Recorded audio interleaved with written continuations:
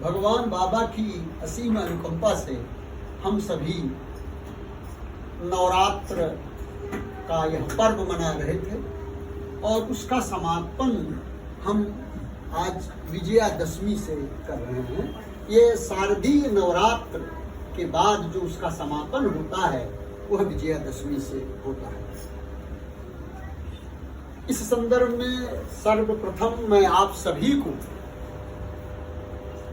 विजयदशमी की हार्दिक शुभकामना देता हूं और ईश्वर से प्रार्थना करता हूं कि आप सभी अपने जीवन में आगे बढ़ें और यह विजयदशमी का पर्व आप सभी के लिए शुभ सूचक हो और उन्नतदायक हो।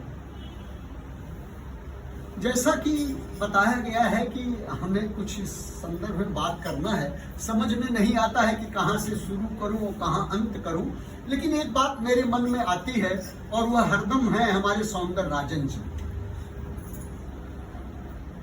प्रथम वर्ष ऐसा है कि सौंदर्य राजन जी हमारे बीच में नहीं है और अक्सर वे ऐसा मौका हमें प्रदान किया करते थे कि हम पिछले कई वर्षों से 9 दिन तक हम नवरात्र पर चर्चा करते थे और विजयादशमी पर भी हम अपने ग्रंथों में क्या लिखा गया है, स्वामी के क्या उद्घोष हैं, वो सब हमको बताने के लिए प्रेरित करते थे। और अपने आप में ये जो आराधना करते हैं, जो हम अनुष्ठान करते हैं नवरात्र में, तो हम सभी आप जानते हैं कि अभी दुर्गा है, लक्ष्मी है, सरस्वती 3 देवियां हैं जिनका कि हम नवरात्र में आराधना करते हैं। दुर्गा शक्ति की प्रतीक है, लक्ष्मी ऐश्वर्य और समृद्धि की प्रतीक है और सरस्वती ज्ञान की प्रतीक है। जीवन में हम अपने इन्हीं देवियों को शक्ति, ऐश्वर्य, समृद्धि, ज्ञान, इन सभी को जीवन में ले आकर के बढ़ावा देना चाहते हैं और इससे हम अपने जीवन को सुंदर बनाना चाहते हैं। और हमारे सौंदर्य राजन जी का नाम भी देखिए कि सौंदर्य राजन था। कभी आप लोगों ने समझा कि सुंदरता क्या है, इस सृष्टि में क्या असुंदर है और क्या सुंदर है, और व्यक्ति अपने जीवन को सुंदर कैसे कर देता है।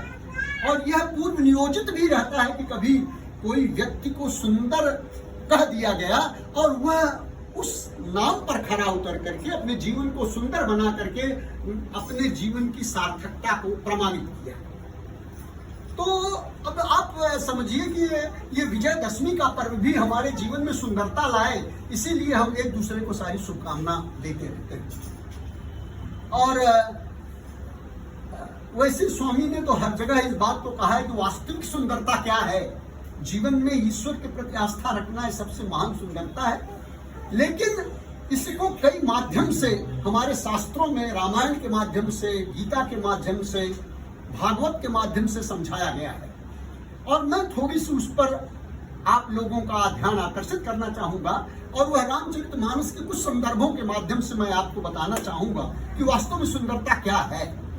तो इस सृष्टि को जब ईश्वर ने बनाया तो ये सृष्टि अपने आप में ईश्वर स्वरूप है, वह भी ब्रह्म स्वरूप है। तो जो ब्रह्म है वही परम सुंदर है, तो ये सृष्टि भी, ये संसार भी सुंदर है और ये सब सुंदर है, तो उसमें असुंदर कुछ नहीं है। और जब कुछ असुंदर नहीं है तो हमारे अंदर ये भेदभाव कहां से आना चाहिए, और ऐसी स्थिति में हमें किस सुंदरता को अपने जीवन में रखना आवश्यक है, ये बड़ा महत्वपूर्ण है। अब इस संदर्भ में जब हम चर्चा